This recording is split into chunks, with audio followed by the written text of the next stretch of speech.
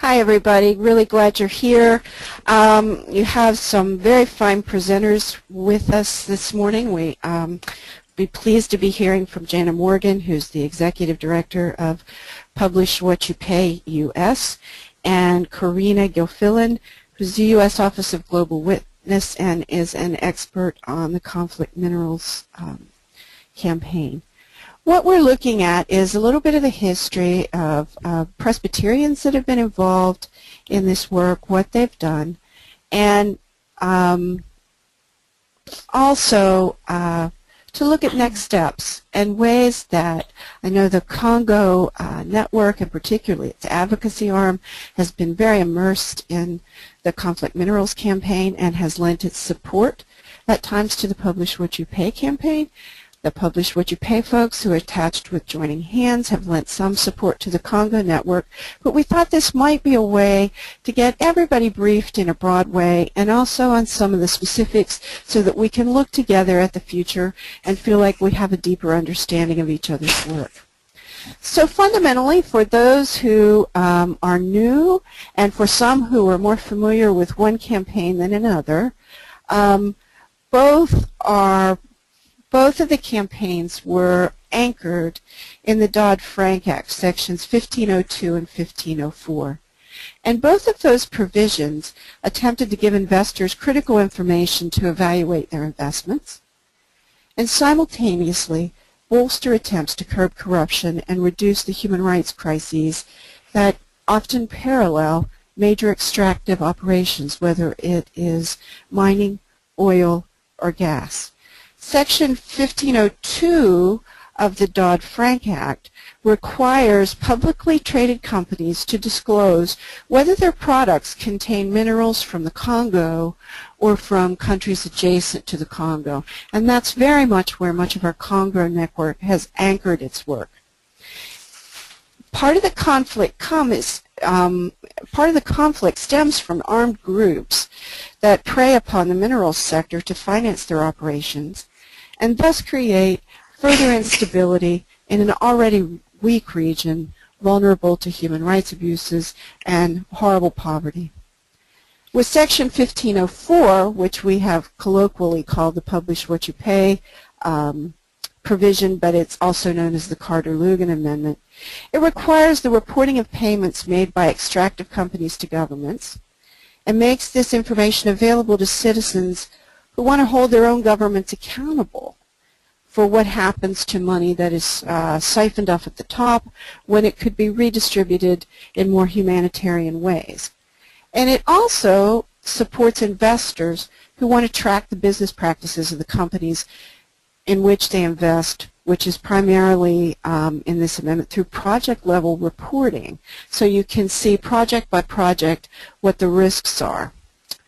Now, those two things intersect, those two sections of Dodd-Frank, because Section 1502, specifically when we talk about the Congo region, it addresses the immediate harm caused by the exploitation of minerals in the country. But Section 1504, the Carter-Lugan provision, lays the groundwork for good governance and transparency in the extractive sector in the future. So the two interlock. The Joining Hands groups, in working with 1504, took a very visible on-the-ground role when this was in a legislative campaign. More than 70 Presbyterian Church presbyteries participated by letter writing, doing congressional visits, and also to help push the SEC for a strict interpretation of the Dodd-Frank provision when they were in a rulemaking effort. The campaign came to us from Relufa in Cameroon, which is a Joining Hands network partner, through the good work of Christy Boyd, who was a mission co-worker there at the time, and Valerie Nodum, who was the coordinator of RLUFA and is now the coordinator of the International Arm of the Presbyterian Hunger Program. The PCUSA came into that campaign specifically in 2008 through a General Assembly overture that came through the joint work of Chicago Presbytery, Los Ranchos Presbytery, and Twin Cities Presbytery. And the campaign also received the blessing early on from the World Alliance of Reformed Churches, which was then in Geneva and is now in Hanover, Germany. The Congo Mission Network's advocacy team has been involved in advocacy in D.C. for a long time. They've worked with the Enough Project staff to push forward 1502 and 1504. They've reached out to both ecumenical and secular allies on that journey and have collaborated with the UCC, with the Africa Faith and Justice Network, and the Disciples Global Ministries. They have overtured the General Assembly, calling for the clerk to petition both the Securities Exchange Commission to abide by the strict congressional intent of the Dodd-Frank Act, and also had the clerk write to President Obama calling for full implementation of 1502 and 1504. The Congo Ministry Network is planning a Congo Advocacy Day on the 24th of October. That's next month. And they will be urging members of Congress to press for full and effective implementation of both 1502 and 1504, both of which have been met with legal opposition and which our two experts will outline for us shortly. I just want to quickly go through the goals for the church that we have enabled us into these campaigns. You can see that more than 3.5 billion people live poor in resource-rich nations that are often ridden with conflict and human rights abuses. And the rectification of that to curb those abuses has been the church's goal. Those who have done work for transparency and who are challenging government corruption do so at great risk. International backup has been tremendously important. And transparency and good governance simply create better operating environments for business, and in the case of publish what you pay work, create a secure and dependable energy supply. It also gives investors access to information that reduces the risk of unwitting complicity in financing civil conflict, human rights abuses, and escalating poverty, both as a denomination and both as individual Christians. It also supports support for democratic principles, where companies have to be accountable, and having more accessible information enables the society to shape its own policy on mining, drilling, and dredging rather than having decisions made in secret. We also believe that transparency gives people the right to information, the ability to participate in decisions that impact their lives, and to challenge those decisions. The theological rationales are very simple. Charity is never going to solve the immense problems of poverty in these situations. And the church has never ever supported a market that's stripped of moral concerns, nor has the church supported an unfettered marketplace ever. The church does not believe that the ordinary operations of the global economy should impoverish people, and supporting secrecy is not a value. Shedding light is a core theological concept, so the church has understood itself in both of these initiatives as trying to shed light on information that will improve people's lives, the lives of partners, and the lives of people we will never know. For Presbyterians, our governance just presumes public discourse and broad involvement in decisions that impact the lives of people, And we also believe that there is no sphere of life that is exempt from moral scrutiny. Now, we can say that those who profit from natural resource riches would probably like it that business remain as unencumbered by moral structures and rules as possible, but that's not an acceptable response to us. Our just globalization policy insists that the moral test is whether the economy serves the human enterprise and the larger creation. And clearly, as these countries fall into deeper poverty, huge segments of the world's population say that we're failing that moral test. And so the Church believes that they are correct and is working to change that reality. Okay, hi everyone. My name is Jana Morgan, and I am the National Coordinator for Publish What You Pay US. I want to thank you all for allowing me to speak with you today and for your continued support of our efforts regarding revenue transparency. PCUSA has been an integral partner in all of this, so thanks very much. For those of you that aren't familiar with Publish What You Pay, it's a global civil society coalition that works on a very narrow issue, revenue transparency, and in the oil, gas, and mining sector. And what we do is we help to coordinate the work of our partners on these issues. We have groups ranging from development organizations, environmental groups, tax and budget monitoring groups, human rights, faith-based groups, and we have over 600 organizations that Publish What You Pay works with worldwide in 60 different countries. And Publish What You Pay US is made up of 34 member organizations with over 3 million constituents.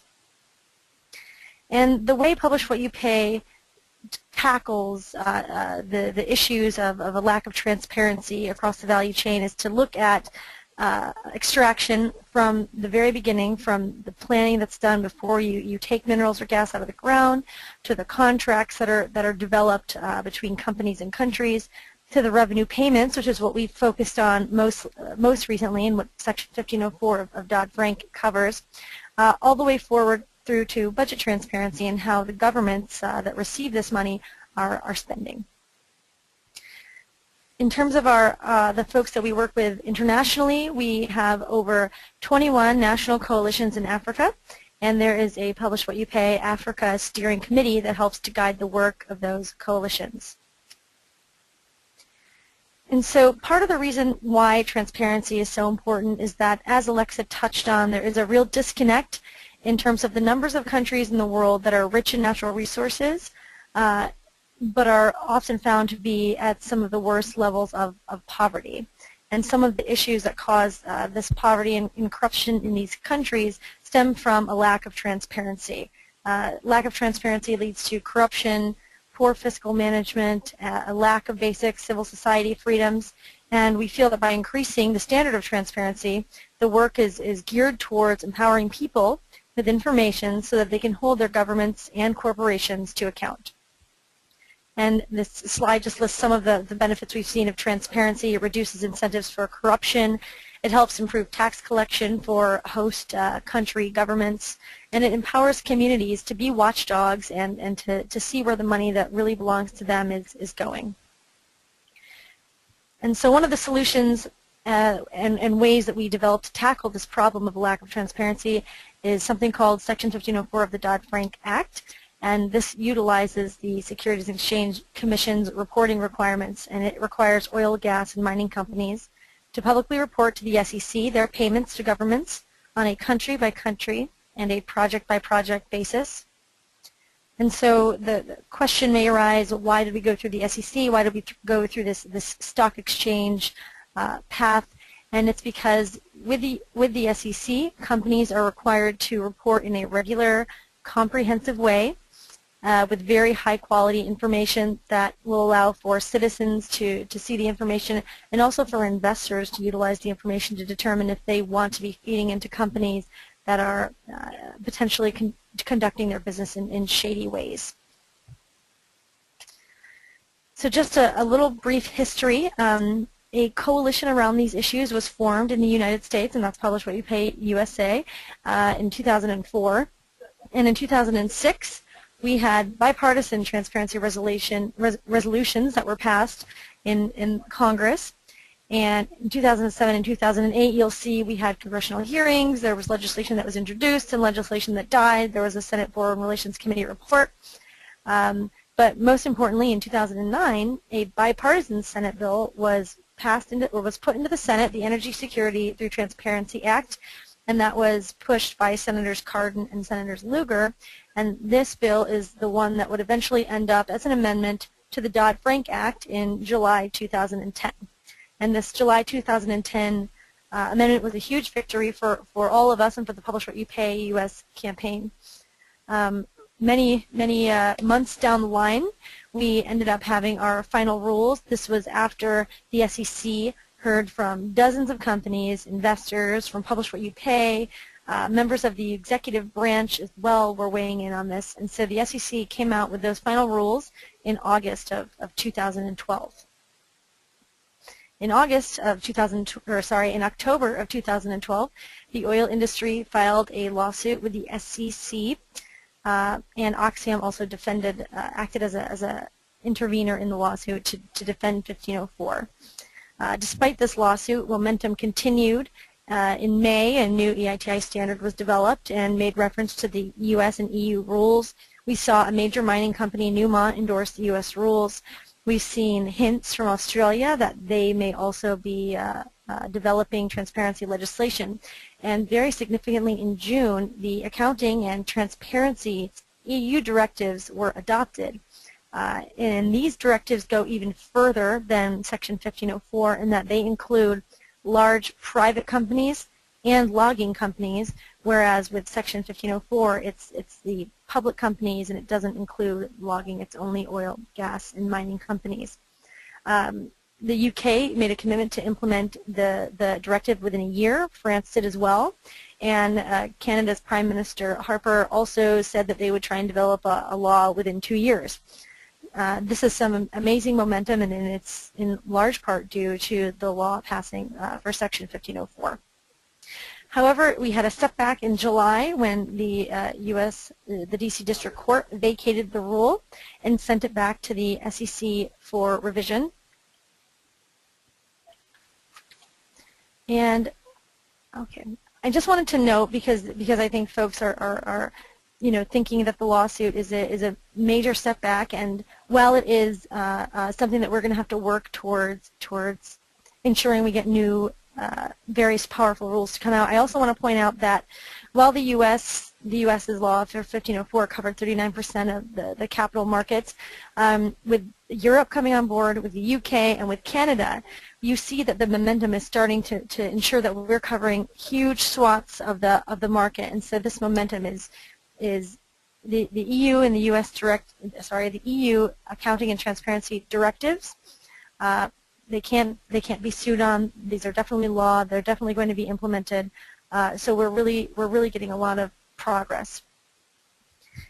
And so with the API lawsuit, of course, the oil companies were running scared. They saw the writing on the walls because of all this transparency momentum throughout the world, and they realized it was going to be much harder for them to conduct their shady business practices. Oops. Sorry, I think I'm actually missing a slide. Okay, I am missing a slide, but I'll just explain it to you. So the API lawsuit was put forward in October 2012, and it was the American Petroleum Institute, the U.S. Chamber of Commerce, the International Petroleum Association of America, and the National Foreign Trade Council versus the SEC. The intervener was Oxfam, and amicus briefs were sent in from the House, from the Senate, and from an organization called Better Markets. And they claimed that 1504 violated their First Amendment rights. They claimed that the SEC did not determine that any benefits would come from this type of transparency, and they also said that the SEC went forward with arbitrary decisions that they could have gone different ways, for example, on creating exemptions for certain companies, or defining project-level disclosures versus country-level disclosures. And these are all facts that we've disputed hotly in our interactions with the SEC and with the oil companies. So where are we right now? Section 1504 has been sent back to the SEC, and the rules need to be revised. However, it's important to note that the law was not taken away. The law was not struck down. Section 1504 is still very much intact, and what we're going to be doing now is providing the SEC with the information it needs to put out a strong rule. We believe that based on the judge's ruling that the SEC needed to only provide greater justification for some of the choices they made, and that the rule itself does not need to be weakened, and this should be our message anytime we talk to folks about the rule itself. There are attempts that continue to undermine the legislation in Congress, so we need to be very vigilant and reaching out to our contacts there to make sure that this doesn't happen. Oil companies are looking to slip in exemptions for the law. The U.S.-Mexico Transboundary Hydrocarbon Agreement is a good example of that. However, we do have the EU accounting and transparency directives that were passed in June and other transparency initiatives that are being developed around the world. So what's next? What's really needed? We need to ensure that the SEC comes out with a strong and robust rule, and that they know through hearing from folks like us, Publish What You Pay groups, and the U.S. government, that backsliding and weakening of the rule is not an option. We also need to protect 1504 from congressional threats, and I think this is a way that the PCUSA could provide an important role in protecting, but also in shoring up support in Congress amongst Democrats and amongst Republicans to get them to, for Republicans, if not at the minimum, get them to not be opposing 1504, but at best getting them to be real champions for this provision, because I really believe it crosses the aisle, and it has been a bipartisan issue in the past. And because PCUSA has such excellent contacts throughout the United States, I think that's a good place for you all to be able to weigh in. So I don't want to make it seem too much like it's doom and gloom. There has been some real momentum on transparency around the world, and we need to focus on protecting what we have and encourage the development of strong reporting standards in other markets. And thanks very much again for the opportunity to speak with you all and for your continued dedication to this cause.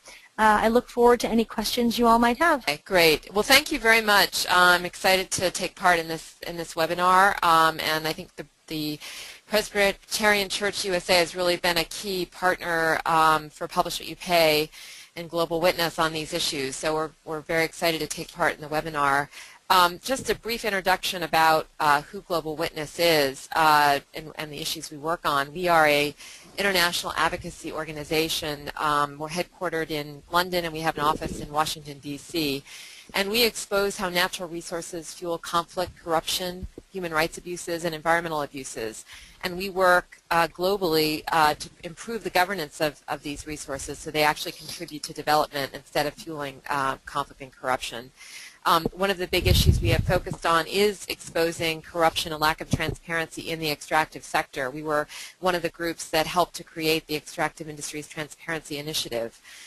We work on both transparency in the oil, gas, and mining sector, but we also work specifically in the Democratic Republic of Congo.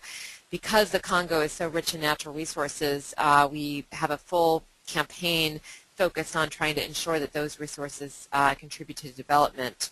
And one of the big focuses for us has been on conflict minerals, given the role of minerals in fueling conflict there. So we've been working there. We've actually, Global Witness has been working for 20 years now on these issues, and we've been working in the Congo since the early 2000s. So I'm going to really focus on conflict minerals today, even though we're very much, Global Witness is very much supportive on oil transparency and was one of the players within the Publish What You Pay coalition to support Section 1504 of Dodd-Frank. So that's obviously one of our major priorities. But another key priority has been working on Section 1502, and I just wanted to go into, I'm trying to go into my slides here. I just wanted to start basically with focusing on what conflict minerals are. I know Alexa had given some background on it, and many of you already know the issue. But I just wanted to highlight that this has been a problem for a long time. for 15 years, we've seen armed groups and members of the Congolese National Army that have used profits from the trade of several minerals, tin, tungsten, tantalum, and gold in the eastern Congo to finance themselves and their operations. And this type of conflict has had very severe consequences for the population in the eastern Congo, particularly in North and South Kivu provinces, which have borne the brunt of a war that has been characterized by murder, rape, pillage, and mass displacement of people. Now, what we've found and what we've seen, not just through Global Witness, which does investigations on the ground in the mineral trade, but we've also seen reports from the UN for over 10 years, which has documented this trade and the role of armed groups and the military in basically controlling this trade and preying upon the local population. Now, these minerals are used in everyday products. They're used in computers, they're used in jewelry, cell phones, many other products that we use every day. And what has been happening is that the rebel groups and armed groups in the Congo have been able to sell these minerals, without any question into the international marketplace. So for many years there really wasn't any questions raised, and this trade continued with harmful consequences on the ground. What really changed the momentum on this issue and really brought it to international attention was the passage of Section 1502 of Dodd-Frank. For several years, starting in 2008, there were senators and congressional representatives who increasingly focused on this deadly trade. They introduced legislation, they held hearings. This was a bipartisan group of senators. This included Senator Brownback, a Republican, and Senator Feingold in the Senate. There were real leaders on this issue. And as a result of all of these efforts, along with the faith-based community, Presbyterians and others, as well as Global Witness and other public interest groups that really raised attention to this issue. And the culmination of all of those activities was legislation and eventually the passage of Section 1502 in the Dodd-Frank Act. And as I said, this was a bipartisan effort. It had a lot of support across the board. So we were very excited when that law was passed, and I think it brought a huge amount of international attention to the issue. And I'm going to talk a little bit more about what the impacts of Dodd-Frank, but just a little bit about what's in the Dodd-Frank section. First of all U.S. listed companies that use these minerals or that source these minerals from the DRC or neighboring countries will be required to comply, and their first reporting deadline for many of these companies will be next year, May 31st, 2014. Now, what is in the law? The law is really focused on basically requiring companies that are sourcing conflict minerals to do a due diligence process. And what does that mean by due diligence? Why? And just as an overview, the whole point of 1502 was to basically cut off financing to these armed groups, make it more difficult for these armed groups to be able to get their funds from the use of these minerals, which we then hope would reduce the violence associated in the region. And so the bill really requires companies to carry out due diligence. Why is due diligence so important? Well, just to summarize what due diligence is a process by which companies take responsibility for ensuring that they are not contributing to conflict or human rights violations through their supply chain, basically through their mineral purchases in this case. And so the law requires companies to disclose the due diligence measures that they are taking to help prevent sourcing these conflict minerals that are contributing to human rights. So what is a due diligence process? Well, the law specifies that companies should undertake a due diligence process that is based on an international standard. And right now that due diligence standard has been developed by the OECD. This is an OECD standard that has been developed by citizens, civil society groups, investors, and companies. So it's a multi-stakeholder group process that developed these standards, which Global Witness and others support. And a due diligence process means that companies should take some basic steps. They should have a clear conflict minerals policy. They should carry out supply chain risk assessments. Basically, they need to know about their supply chains and where they're sourcing. They need to take any action if they do identify problems of where they're sourcing. And they need to have third-party audits of their due diligence efforts. Very importantly, they need to be transparent about what they're doing on due diligence. They need to report publicly on their findings. This will be required as part of the Dodd-Frank Section 1502. They will have to report what they're doing on due diligence through their reports that they make public to the SEC. Now, I talked about before about the fact that the passage of 1502 has brought more international attention to this issue than we've ever seen before. And one of the effects and impacts that we've seen through the passage of 1502 has been much more attention and action by industry on this issue. Before Dodd-Frank was passed, Global Witness and others had continually been trying to raise this issue and get companies to take action, but we really didn't see that much action until after 1502 was passed. Now we have seen so many different industry initiatives, and I've just listed a few of these industry initiatives. Don't want to go into details right now in this during this presentation because that would take too long, but just to give you some idea that there are companies like Chemet and Motorola that are setting up closed supply chain sourcing from the region, from the Eastern Congo, to ensure that they're sourcing conflict-free minerals that are actually giving a better deal to miners in the region and in the Eastern Congo. There's a tin supply chain initiative, for example, that's also bringing companies in to basically source conflict-free tin. This is one of these initiatives is in South Kivu, where the conflict is taking place, but they're now starting to mine conflict-free minerals, and that means that the miners there, the income for the miners there has actually doubled. The State Department is also sponsoring a public-private alliance to support this kind of conflict-free sourcing. So we're seeing all sorts of positive initiatives by the private sector. There needs to be a lot more done, but this is a good beginning. The other thing that I think is really encouraging and kind of what Dodd-Frank has spawned has been the passage of legislation in the DRC. Again, we had not seen the DRC government take this issue very seriously. We had not seen them try to take action to get the military out of the mining areas.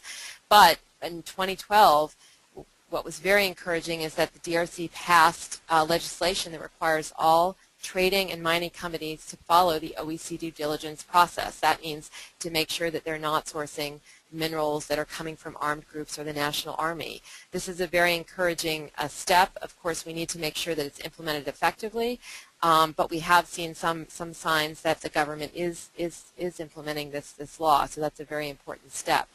Like we've seen with Section 1504 of Dodd-Frank, the European Union is now considering legislation. They were not thinking about this in any way before. So I think it's very, very encouraging that they've actually are now in the process of consulting various stakeholders and are planning to come out with a draft proposal by the end of the year. As I mentioned before, companies are now implementing Section 1502. We have final rules that were agreed to last August of 2012. So you see, I get alerts all the time on websites, law firms, company business websites that are already talking about what companies need to do to comply. There's a lot of focus with all these industry initiatives on helping companies comply. So we're seeing a lot of positive steps on that front. As far as I think one thing to say and to highlight is there has been some backlash by some of the extreme industry groups. Like we're seeing with Section 1504, we have some of these big industry groups, particularly led by the Chamber of Commerce and the National Association of Manufacturers, that are taking a very extreme position, that do not like the law. They have actually challenged the law in court. They brought a lawsuit against the SEC in October of 2012, about the same time that the oil companies filed a similar suit on Section 1504. The good news about that lawsuit is that the D.C. District Court rejected the suit about a month ago. So they wholeheartedly rejected the suit. They rejected the industry arguments, and they upheld the law. So that's a major victory for us and for all of you, for all of your work on this important law. And I think we had a lot of good amicus briefs. We had a good defense by the SEC that really discredited a lot of the bogus claims that the industry went into. I would say that the industry, led by the Chamber of Commerce, is appealing that decision. They appealed that a couple weeks ago, and we're waiting to hear from the D.C. Court of Appeals about the schedule for arguments related to that. But I think that we have a real major victory, and it's a really uphill battle, I think, now for the Chamber and others to challenge this law. Most importantly, the companies, listed on the SEC that will have to comply are now very much focused on implementation. They know that a lawsuit is not going to get them out of complying. They have to report very soon. So we're really seeing a lot of momentum. And just in closing, it has been great to have the support of the Presbyterian Church, other faith-based groups. We've had support of investors as well, but I think it's going to be very important to continue with this kind of support. We still have the Chamber and others that do not like this law. They are still aggressively lobbying Congress. We've had some hearings in Congress that have not been very positive because of particularly some of the Republican attacks on Dodd-Frank more broadly, and with this provision. So we need to continue to be vigilant if we want to see this law be implemented and to be able to have impacts over time. Obviously, this type of law takes time to have an impact, so we really need to make sure that companies move forward with implementation. So we need to be vigilant and make sure that industry groups don't try to derail or undermine the law in Congress and in the courts. And so I think the Presbyterians can be very, very helpful in continuing to educate Congress about the importance of 1502 and for Congress to continue to remain strongly committed to implementation. The same with the SEC. Hopefully we don't have to worry about the SEC, but we need to also continue to send that strong message to the SEC about strongly enforcing the rule. I think that that's very important to have continued media focus on the importance and on how these conflict minerals are adversely affecting people in the Congo and how the U.S. leadership on this issue is still really important. So if Presbyterian churches in various states can do advocacy, can do media work, I think that really helps. And continuing to push with companies for them to take a leadership role on this and to not only comply but actually go beyond the Dodd-Frank provisions and come up with sustainable sourcing policies in the Congo regionally and globally. I think that the Section 1502 is not just important for reducing the violence and addressing human rights abuses in the Congo, but this is also something that can be done globally in other parts of the world where there are human rights abuses being fueled by minerals. The OECD due diligence framework and this type of approach in Dodd-Frank can really help us in other parts of the globe. So we need to make sure that we want to help address the problem in the Congo and also look at how we can use this type of tool in addressing other human rights abuses in other parts of the world. So with that, I think I'll close and look forward to getting questions.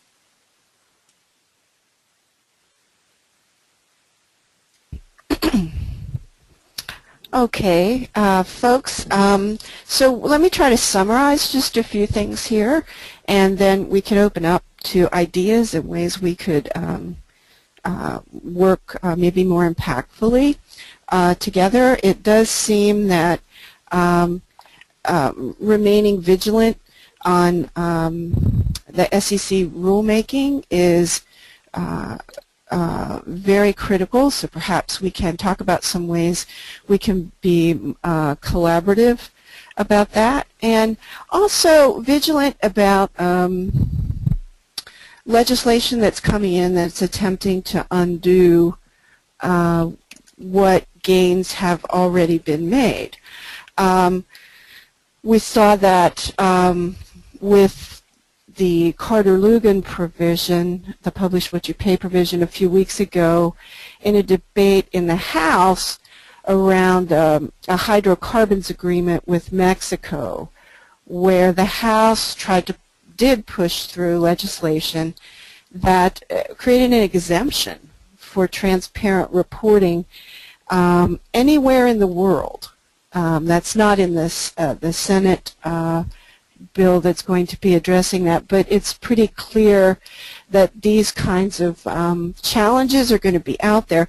What was interesting about that, and I think this is something as Presbyterians we need to be paying more attention to, was the individual who kind of led the campaign to create the exemption was a representative named Doc Hastings, a Republican from Washington.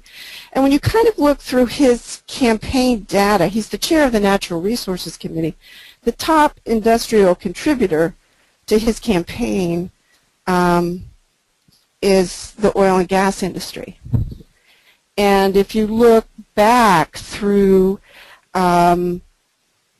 his campaign contributions from 1994 when he was first elected till now, the oil and gas industry is the second largest contributor.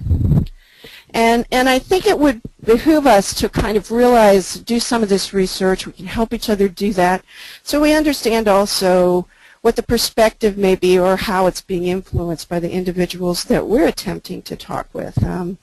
The PAC contributions to federal candidates from the energy and natural resources sector is quite telling. It's a total of almost, it's 7,669,000, and a million 8 went to Democrats, but 5.8 million went to Republicans. And we can take more time and take some of those things apart and make sure we're all very well informed. I think the other group that we're hearing quite a lot is the U.S. Chamber of Commerce. Has been party to both of the suits, from what I'm understanding. Correct me if I'm wrong, anybody. 1502 and 1504, and we may need to figure out a way to respond to them in a more direct kind of witness. We're also bumping into the U.S. Chamber of Commerce and joining hands around trade agreements as well. So I think that's a body that we need to find a way to spur some creative dialogue. Another avenue that is available to us is the global one in two forms, I think. As we started working and Publish What You Pay, and on trade agreements as well, we found out that churches around the world are coming to many of the same conclusions, and where there's real work being done for more transparent reporting is the Australian church is engaged, and the Canadian church. So we might find ways that we can work as allies there in conversation and education and finding, sharing some creative approaches. The other piece of this is us educating global partners. I mean, this material is in many respects very Africa specific, but none of these issues are quite stark in Latin America and Indonesia as well. So we may want to not only be working to educate global partners, but other networks that share those kinds of partnerships, and to help people understand that better reporting standards just increases accountability for governments and helps poorer countries have a stronger public sector and in the work that we're trying to do. The other thing that is available today to you is to material here you'll be able to pull down. This webinar you'll be able to pull it down and use it in congregations where you can visit, talk, and help people. Sometimes these issues feel so wonky and big it feels overwhelming. But if we can simply lay out the rationale, the results, input from partner churches, and the theological underpinnings of why we're engaged in this kind of work, people do hear it. So let's open up for questions and comments. We're very anxious to hear what you're thinking, what you have to say. Yeah, we have one person who's asked a couple of questions already, so I'm going to go ahead and try to unmute. Douglas Tilton has some good questions. Doug, can you hear me? Sure, I can hear you. Okay, go ahead. Can you hear me? Okay, yeah. Well, first of all, I just wanted to ask, I think probably Jana, and I should know this, but how is government defined in the Dodd-Frank Act? In particular, does it mean that companies need to report payments to authorities that are not officially recognized by the U.S. government, either coup governments, extra governments that have come to power through extra constitutional means, and or rebel movements that might be the de facto authority in particular areas. And if that's not the case at the moment, is there any effort to extend reporting requirements to those kinds of situations? Hi there. I'm actually, I would say that, I would guess that it would be the way that government is defined in the traditional sense. I'm not exactly certain how it would apply in the instances that you're describing, but we can certainly look into it a little more and find out and get back to you.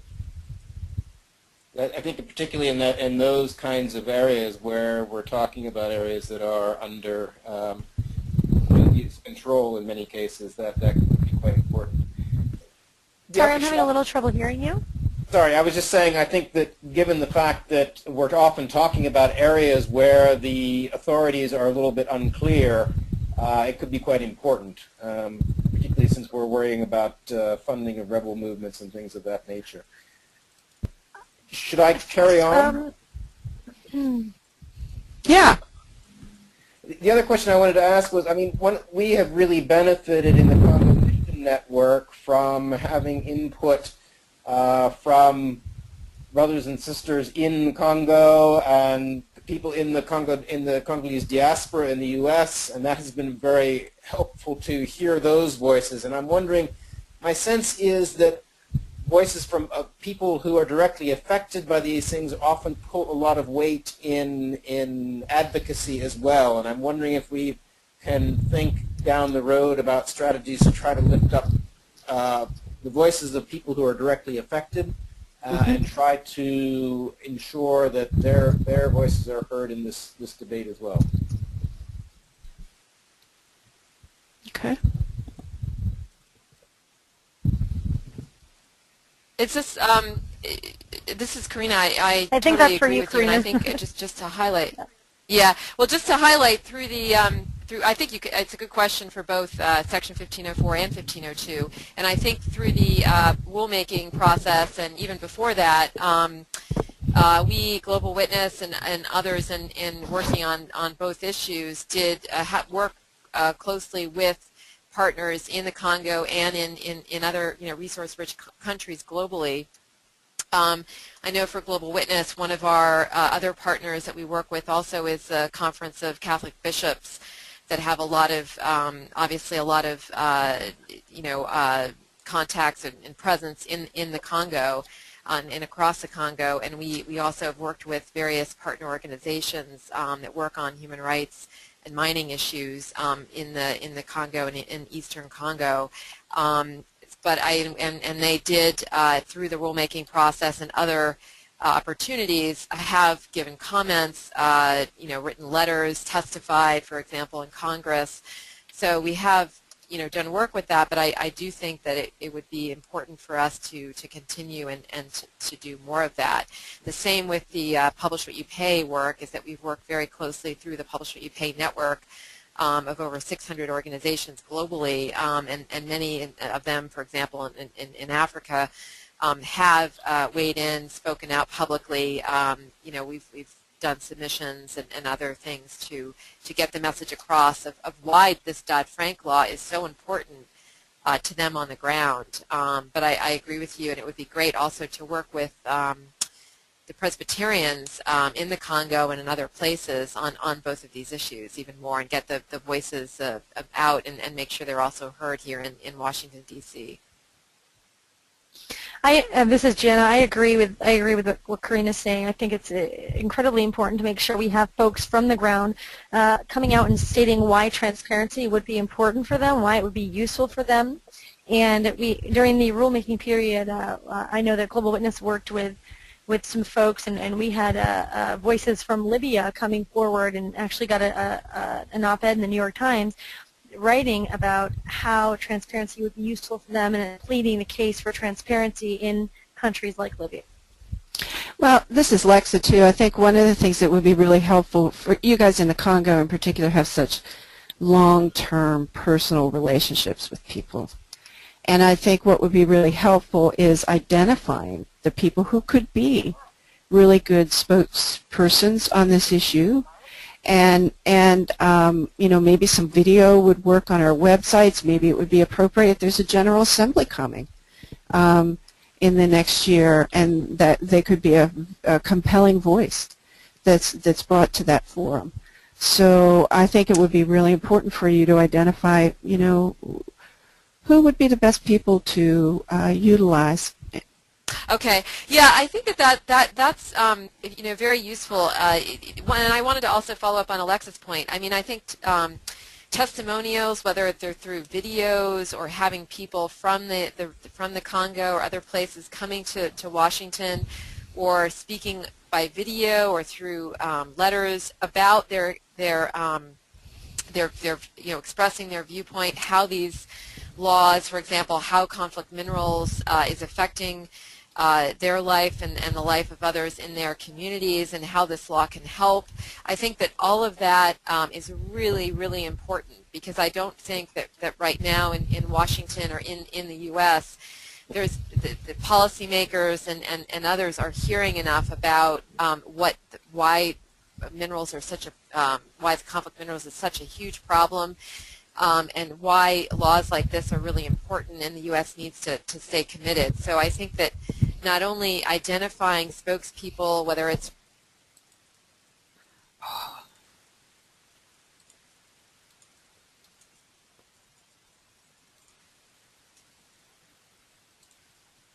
for some reason I think I was muted. Anyway, those kind of spokespeople is great, and then I think having action by people here in D.C. and across the country in drawing attention to this is also really, really helpful. And I think another thing is engagement with the Chamber of Commerce or with companies.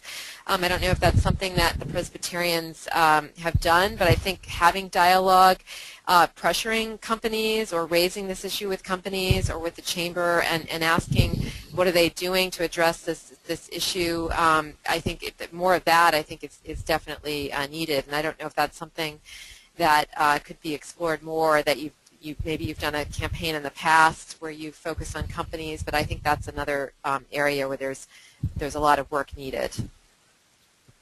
And this is Jenna. I just wanted to make a follow-up comment to that. A lot of the company initiatives, the positive ones, are in Katanga province.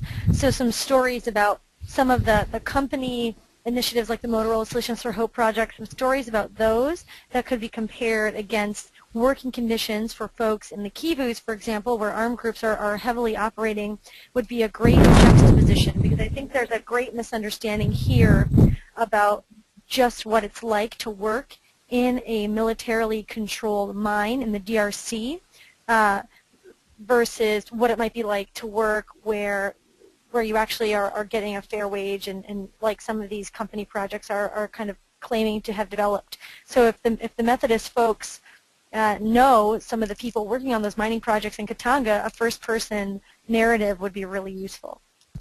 I just wanted to check to see, this has been really helpful, and I'm really pleased we had a chance to come together and bring these different strands together. I was just wondering, as we move forward, where are the places that we could do this on a regular basis? Are there fora for that? I think we could create whatever forums we need. I mean, I think whether we want to do more joint conversations, whether we want to, support more educational things like this that people can then use locally, I think, it's a totally open picture. I think if a couple of us put our heads together, and if people in the local networks could say, what you found helpful here, what you would like to see more of or less of, I think we can do that. And just send the input. Doug, for folks who don't know, Doug is a Peace USA mission co-worker. How many years have you been in Southern Africa? About 20. About 20. So, send comments to him, send comments to me, send comments to Debbie Broxma, who's the Africa coordinator who's on this call. Christy Boyd, those of you who, I think Christy's in the Congo again, send comments. We'll put them together and figure out how we can best implement what. Looks like Isabel Monia has a question. If I can unmute her, she has something that she'd like to ask as well. Isabel? Thanks. Can you hear me? Yes, ma'am. Mm-hmm. Great, thanks. Hi, I'm Isabel Mania. I used to have Jana's role, but now I'm working for Oxfam, and I just wanted to just say that PCUSA has been so fabulous, and people have been so devoted to this issue and speaking truth to power that, you know, like just echoing what Karina and Jana said, just keeping up that that energy is quite unique within the Publish What You Pay Coalition, and your voice is absolutely essential to keep the fight moving forward. But I had a couple of questions. One was whether PCUSA or the Methodists are working with any African diaspora groups in the U.S., and that might be an approach to support congressional lobbying on this effort. And then also I had a question of whether there were any upcoming convening events to continue the discussion with PCUSA and Methodist groups, and maybe have you interact with other Publish What You Pay members or others working on the campaign.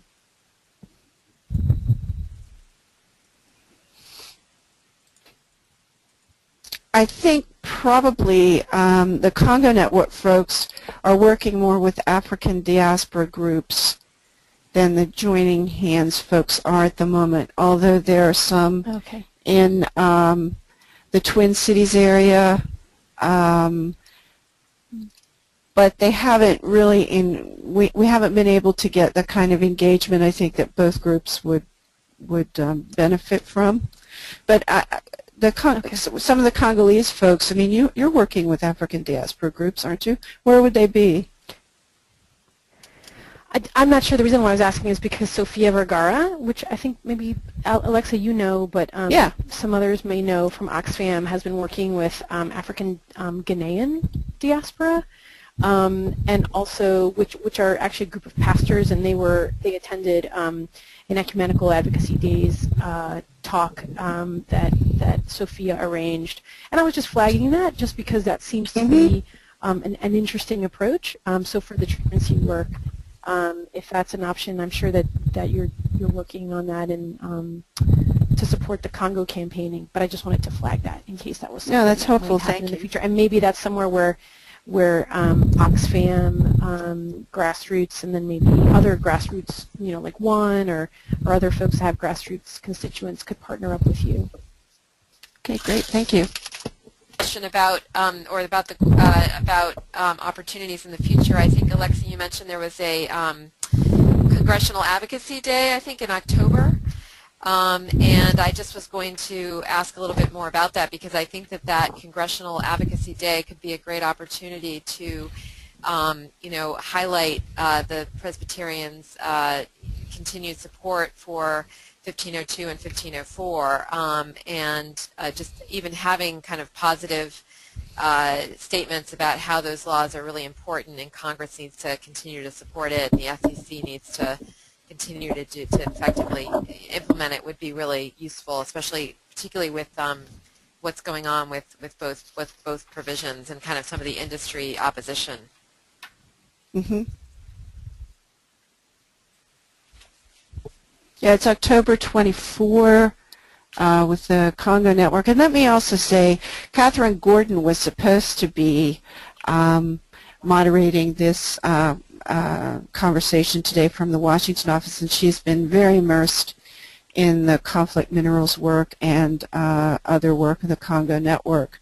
Catherine was sick this morning, and so I've ended up filling in at the last minute, but that's something we can take up with her too, about the 24th. This is Doug. Could I just share that is actually something that is on the agenda for the Advocacy Day. We've done talking points, and it includes strong support for 1502 and 1504. And the hope is that we will not only be able to have some folks in Washington, but also if there are people who cannot come to Washington from the Congo Mission Network, that they will investigate the possibility of doing local constituency visits in their own constituencies where they are, either on the day or when members return after the session. Okay. That's great. And we want to be mindful of everyone's time, but I do want to share that Christy sent a message and she said the Women's Department of the National Council of Churches is also involved in projects addressing gender-based violence, and she would be happy to look into seeing whether there could be a connection there. She said the director of that's a female Presbyterian pastor, so perhaps that could be a good connection that we could make after the webinar via email. So, but we do want to be mindful of everyone's time. And did someone have something? Okay. Okay. Thanks,